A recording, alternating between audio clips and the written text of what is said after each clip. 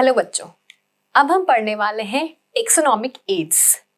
So we know that taxonomy क्या है? It is a branch of biology where you identify, give name and classify the organism. So we should have some kind of tools.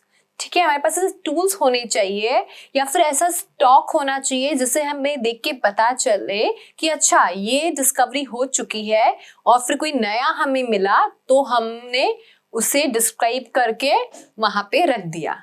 कहाँ पे रख दिया वो मैं अभी आपको बताऊंगी। तो टेक्सोनॉमिकल एड्स, एड्स मतलब होता है टूल्स, एड्स मतलब होता है टूल्स।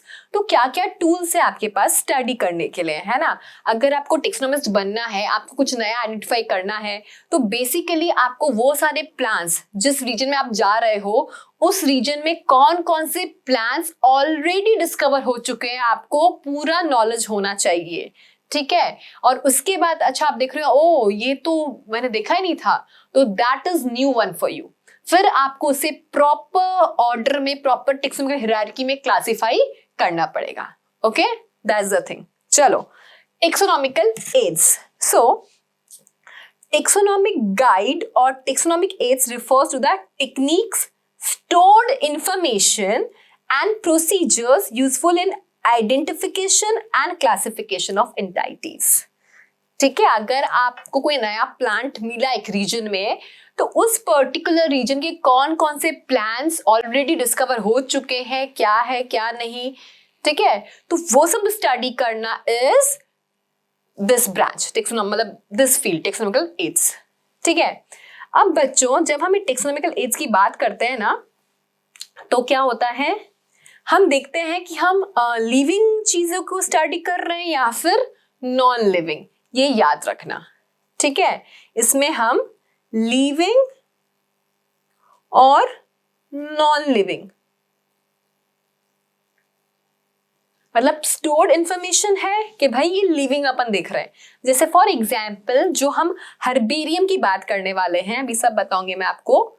हर्बेरियम तो वो एक्चुअली क्या है, वहां वो बस स्टोर्ड इंफॉर्मेशन है ना, वहां पे हमने ड्राइड पत्तियां रख रखी है। ठीक है, तो वो नॉन लिविंग हो गया हर्बेरियम। देन म्यूजियम है ना, जो आपका म्यूजियम होगा, अरे हाँ म्यूजियम, ठीक है, वो भी मतलब डेड ऑर्गेनिजम्स ही है ना म्यूजियम। आप जैसे आपके स्कूल में बायो लैब में जो ऑर्गेनिज्म पड़े हैं फॉर्मेलिन के सोल्यूशन में, तो वो सब नॉन लिविंग ही अभी, है ना। और लिविंग में जैसे हम देखेंगे बोटानिकल गार्डन्स। बोटानिकल गार्डन्स कोई विजिट किया आपने बोटानिकल गार्डन? आप जाना कभी बच्चों, विजिट करना होगा आपकी सिटी में। तो बोटानिकल गार्डन अगर आप जाओगे तो आप देखोगे प्लांट पड़ा है, उसका साइंटिफिक नेम, उसका मेडिसिनल पर्पस अगर कुछ है तो वो लिखा हुआ है, तो दैट इज व्हाट लिविंग है। और of course zoological parks, zoological parks, तो ये सब हम पढ़ने वाले हैं टेक्सोनॉमिकल एड्स में। और एक कीज, एक कंसेप्ट है, वो हम देखने वाले हैं। राइट, चले आगे। Okay, so let's start with herbarium. ठीक है, तो हर्बेरियम क्या होता है? Herbarium is a store room of assembled plant samples. Herbarium is just for plants बच्चों, herbarium is just for plants, ये बात याद रखना। तो हर्बेरियम क्या एक स्टोर रूम है ऑफ असेंबल्ड प्लांट सैंपल्स। कैसे करते हैं तो देखो समझाती हूं मैं आपको, बहुत इजी आप कर भी सकते हो। अगर आप कोई नॉर्मली अपने बिल्डिंग के गार्डन वगैरह में विजिट करते हो, तो वहां से क्या किया, आप थोड़े आपका जो प्लांट है आप वो लेकर आए। पूरा पूरा पूरा प्लांट मत ले आना, जस्ट थोड़ा सा ब्रांच से तोड़ के जिसमें लीव वगैरह हो वो लेकर आना। ठीक है, वो लेके आने के बाद आपको क्या करना पड़ेगा, उसे पूरा डिहाइड्रेट करना पड़ेगा। सी लीफ है उसमें पानी होगा, राइट। अगर पानी के साथ ही आपने उसे रख दिया तो उसमें फंजाई बैक्टीरिया का इन्फेक्शन हो सकता है, तो it is necessary to dry that sample. आपको आपके सैंपल को ड्राई करना है। ठीक है, कैसे ड्राई करेंगे? न्यूज़पेपर में ऐसे पूरा करके रख दो, है ना, उसके ऊपर कुछ वारी वजन रख दो, या फिर सनलाइट दिखा के ऐसे आपको पूरा ड्राई करना है। माइक्रोवेव में भी कर सकते हो, कोई दिक्कत नहीं है। ड्राई होता है, डिहाइड्रेशन होता है, पानी का रिमूवल होता है माइक्रोवेव में भी। ठीक है, तो डिहाइड्रेशन हो गया। डिहाइड्रेशन करने के बाद क्या करना है आपको, उस एक शीट पे हर्बेरियम शीट आती है, एंड हर्बेरियम शीट का बच्चों एक फिक्स साइज होता है 11.5 मल्टीप्लाई इंचेस में।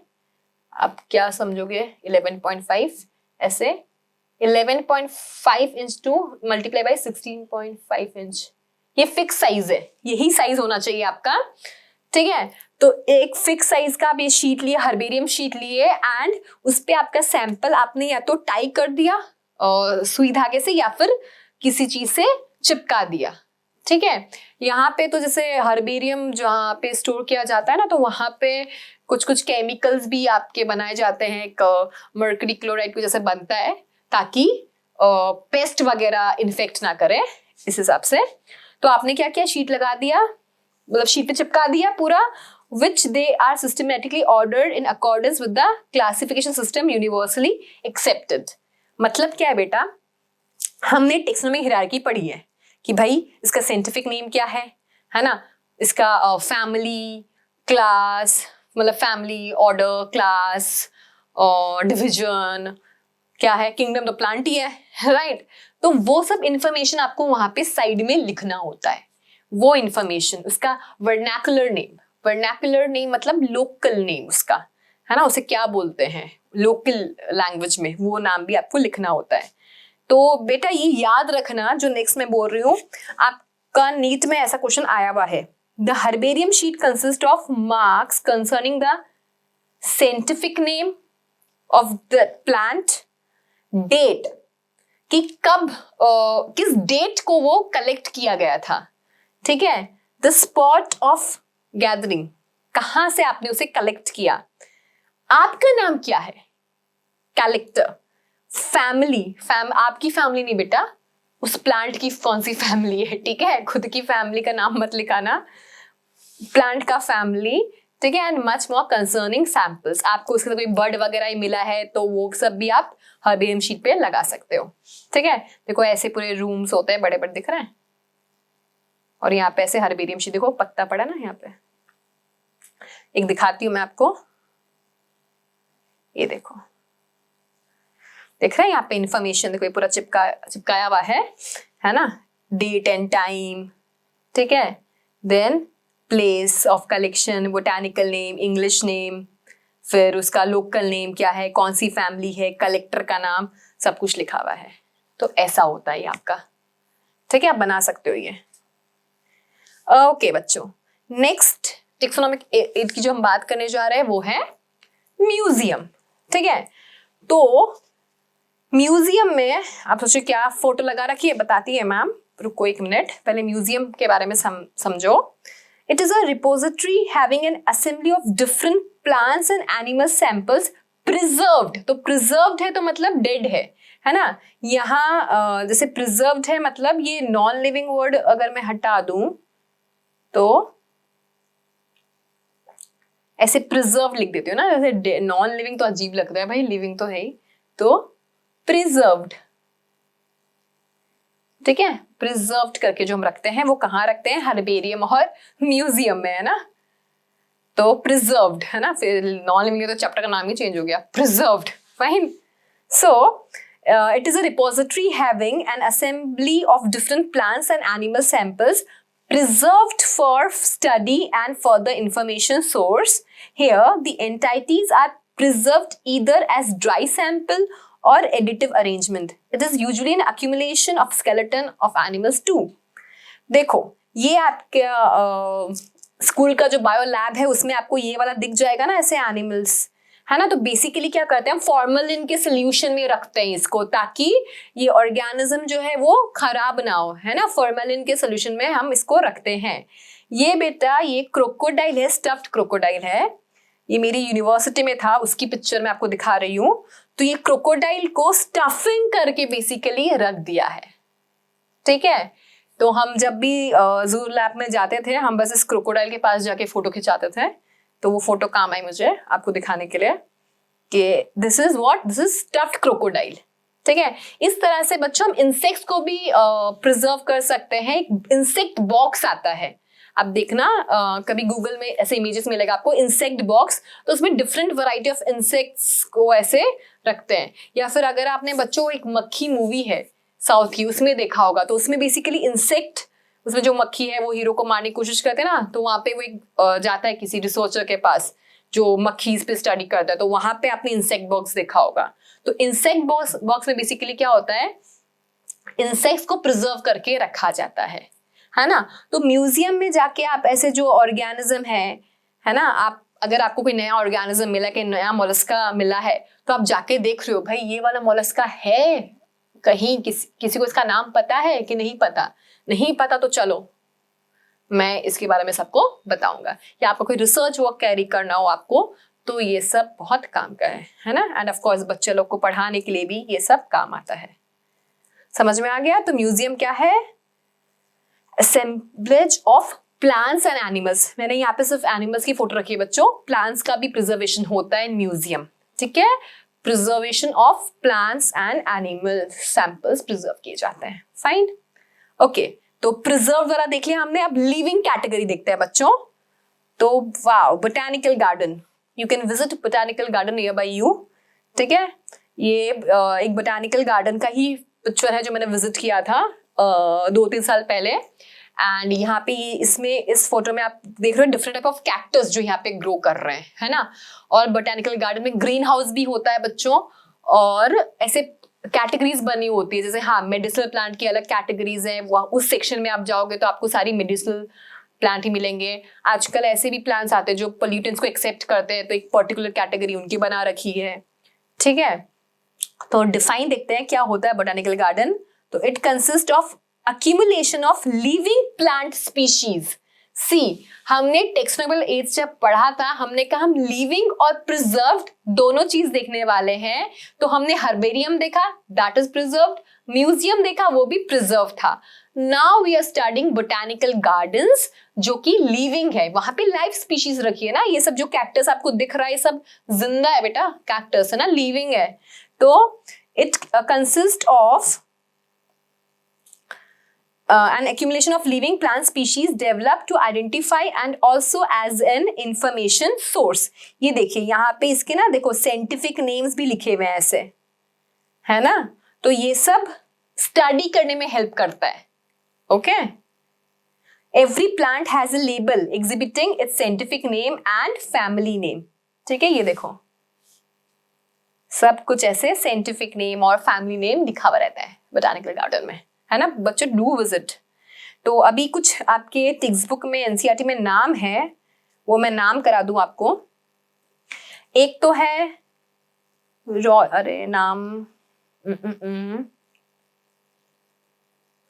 येलो से लिखती हूँ, रुको।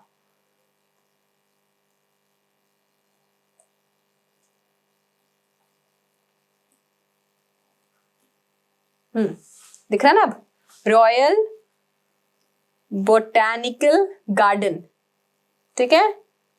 रॉयल बोटैनिकल गार्डन कहाँ है? क्यू में, इंग्लैंड में। कहाँ है ये? इंग्लैंड में बच्चों। ये वर्ल्ड का सबसे बड़ा बोटैनिकल गार्डन है, जिसका नाम क्या है? Royal botanical garden. क्या नाम है?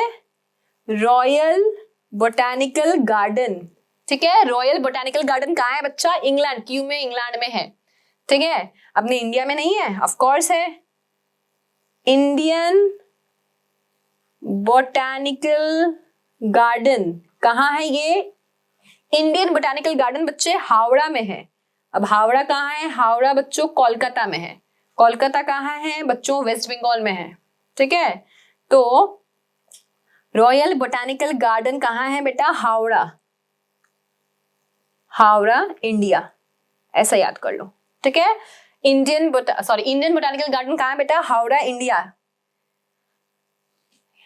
रॉयल बोटैनिकल गार्डन कहाँ है अपना? Q England. It is the largest botanical garden, है ना। बोटैनिकल गार्डन में भी बेटा हर्बेरियम रूम होता है एक, ठीक है। किसी बहुत अच्छे बोटैनिकल गार्डन में भी हर्बेरियम रूम होता है, okay. Then Indian botanical garden Howrah India, और एक है नेशनल बोटैनिकल रिसर्च इंस्टीट्यूट, एक ये है नेशनल बोटैनिकल रिसर्च इंस्टीट्यूट। ठीक है, अब ये कहाँ है? ये है बेटा लखनऊ। लखनऊ कहाँ है? यूपी। ठीक है, तो लखनऊ इंडिया में आपके पास क्या है? लखनऊ में क्या है बेटा? National botanical research institute. ठीक है, यहाँ पे बहुत सारी रिसर्च कैरियर होती है of various plants and animals. अरे एनिमल्स क्या, sorry, of various plants. Botanical garden है ना, तो नेशनल बोटेनिकल रिसर्च इंस्टीट्यूट आपका कहाँ है? लखनऊ में। यहाँ पे रिसर्च चलता है ऑफ वेरियस प्लांट्स। ठीक है, तो समझ में आ गया? ये 3 नाम बेटा आपको याद करने ही हैं। ठीक है, तो एक तो है royal botanical garden Kew England, एक है अपना कलकत्ता में हावड़ा में that is Indian botanical garden, और एक है अपना national botanical research institute Lucknow Uttar Pradesh India. ठीक है, ओके, अब बात करते हैं बच्चों हम जूलॉजिकल पार्क्स की। जूलॉजिकल पार्क्स, ये भी जूलॉजिकल पार्क का पिक्चर है जहां पे पैरट है। पैरट का भी साइंटिफिक नेम होता है, ढूंढिएगा पैरट का साइंटिफिक नेम। तो क्या है ये zoological parks? Here wild animals are insured with secured conditions of nature. आजकल जो इतना डिफोरेस्टेशन, पोचिंग और ये सब होता है ना, तो वो बचाने के लिए है ये जूलॉजिकल पार्क्स। ठीक है, तो उनको सिक्योर्ड कंडीशंस मिलती है कि भाई हाँ हम जिंदा तो रहेंगे। renders a good chance of to focus on the behavior aspects and sustenance inclinations for these animals। तो बेसिकली जूलॉजिकल पार्क्स में एनिमल्स को देखकर हमें उनका बिहेवियर पता चलता है, एनिमल बिहेवियर, कि भाई इनका फूड का क्या है, इनको जब भूख लगती है इनका कैसा रिएक्शन होता है, इनका ब्रीडिंग साइकिल क्या है। तो ये सब स्टडी करने के लिए जूलॉजिकल पार्क्स जो है वो बेस्ट होते हैं। ठीक है, ओके। अब बच्चों एक कंसेप्ट है टेक्स्ट नंबर 8 में, की क्या होता है? तो मैं आपको बताती हूँ। एक की बेसिकली हम एक मेथड है for identifying both plants and animals in light of similarities and dissimilarities. ठीक है, तो की जो बनता है वो एक तो बनता है कपलेट के हिसाब से। कपलेट जैसे देखो यहां पे आपको एक प्लांट मिला। ठीक है, ये लीफ है, हाँ ग्रीन कर दूं लीफ को।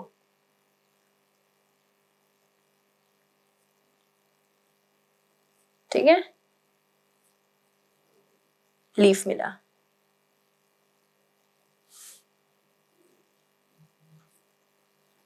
ठीक है, लीफ है ये, और इसके पास ये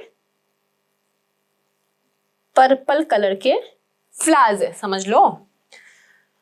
तो मैंने क्या कहा, इसमें कपलेट के हिसाब से आपको इंफॉर्मेशन दिया हुआ रहता है ना। तो पहला कपलेट है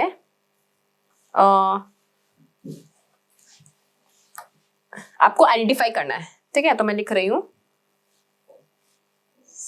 flowers are of violet colour, और दूसरा में लिख दिया flowers are of yellow colour. Yellow colour, ठीक है, flowers are of violet colour, flowers are of yellow colour, ऐसा दिया हुआ है। अब आपने बोला कि अच्छा ये जो 2 कपलेट है उसमें से पहला वाला कपलेट सही है। ठीक है, अब ये जो एक कपलेट है, एक कपलेट को हम बोलते हैं लीड। एक कपलेट को क्या कहा जाएगा? एक कपलेट को लीड कहा जाता है, लीड। ठीक है, तो आपको कीज में क्या कपलेट मिलता है, उस कपलेट में से आपको चूज करना पड़ता है कि हाँ कौन सा सही है। लीड मिला, ये पजल टाइप है बच्चों, है ना, लीड मिल गया। अब इसमें आगे लिखा हुआ होगा गो 2 3, और इसमें लिखा होगा गो 2 4, क्योंकि 1 और 2 तो यही है, 1 और 2 तो यही है ना। फिर लिखा पाएगा गो टू 3 और गो टू 4। तो आपने देखा कि भाई ये तो जो कलर्स है वो क्या है, वायलेट कलर्स है, तो आप 3 में जाओगे, है ना। अब 3 में क्या लिखा हुआ रहेगा? 3 में लिखा हुआ रहेगा लीव्स शो पैरेलल वेरिएशन और लीव्स शो रेटिकुलेट वेनेशन। ठीक है, अब इसके बाद क्या होगा आपको यहाँ पे आगे लिखा हुआ रहेगा गो टू 5 गो टू 6। तो ये भी कपलेट है और एक कपलेट इज लीड। ठीक है, अब क्या मिल गया हमें, leaves show reticulate we are parallel. तो अगर आप डायग्राम में देखो तो मैंने इस यहाँ पे अगर जूम करो तो देखो मैंने ऐसे कैसा वेनेशन बनाया है, ये रेटिकुलेट वेनेशन बनाया है मैंने, राइट। ये देखो ऐसे बना रखा है ना, इट इज रेटिकुलेट वेनेशन। तो बच्चों हम कहाँ जाएंगे, हम जाएंगे गो टू 6 पे। अब 6 नंबर आप देखो कि फिर 6 में वापस 2 पॉइंट्स रहेंगे, फिर आपको आइडेंटिफाई करना है, फिर ऐसे आगे जाना है, ऐसे जाते जाते जाते जाते एक पॉइंट पे आपको आपका जो ऑर्गेनिज्म है, मतलब आपको जो प्लांट है उसका नाम आपको पता चल जाएगा। ठीक है, तो कीज क्या है, आइडेंटिफिकेशन का एक आपके पास हथियार है जो उससे आप पता कर सकते हो बिटवीन सिमिलैरिटीज एंड डिसिमिलैरिटीज अपना प्लांट का नाम। ओके बच्चों, कीज के अलावा भी कुछ चीजें होती हैं लाइक फ्लोरा, ठीक, मैनुअल्स, मोनोग्राफ्स, कैटलॉग्स, है ना। ये सब भी बच्चों हम लोग यूज करते हैं फॉर आइडेंटिफिकेशन पर्पस। ठीक है, ये सब भी हम लोग यूज करेंगे, मतलब करते हैं for identification purpose of different plants का। ठीक है, तो फ्लोरा, मैनुअल्स, मोनोग्राफ्स, कैटलॉग्स, ये सब भी यूज किए जाते हैं बच्चों फॉर आइडेंटिफाइंग डिफरेंट प्लांट्स। ठीक है, तो फ्लोरा क्या काम आता है हमें, फ्लोरा से हमें क्या पता चलता है, तो लिख लो बच्चों, फ्लोरा से हमें actual account of habitat, actual account of habitat and distribution of plants of a given area, ये पता चलता है। ये इसका प्रॉपर डिफाइन है बच्चों, ये लिखना। ठीक है, फ्लोरा से हमें actual account of habitat and distribution of plants of a given area पता चलता है। इस एरिया में कौन कौन से प्लांट जो है वो पाए जाते हैं, ठीक है, वो पता चलता है। नेक्स्ट है बच्चों मैनुअल्स। मैं थोड़ा दूसरा पेन यूज करती हूँ इसमें, मैनुअल्स। ठीक है, मैनुअल क्या बताता है हमें, मैनुअल्स, अरे डबल एन लिख दिया क्या मैंने, मैनुअल में बच्चों सिंगल एन आएगा। मैनुअल में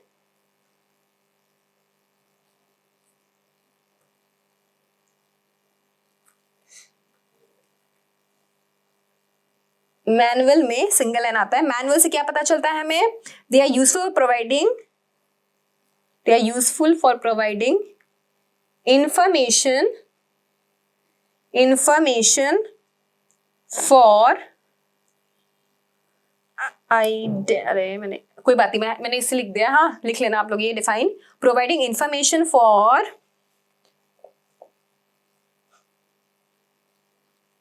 identification of names of species found in an area. ठीक है बच्चों, अभी पर्टिकुलर एरिया है, आप वहां गए तो उस पर्टिकुलर एरिया में उस स्पीशीज का नाम क्या है, वो नाम आइडेंटिफाई करने में आपको मैनुअल्स हेल्प करते हैं। ठीक है, फिर चलते हैं अपन मोनोग्राफ के पास। मोनोग्राफ क्या करता है, इट प्रोवाइड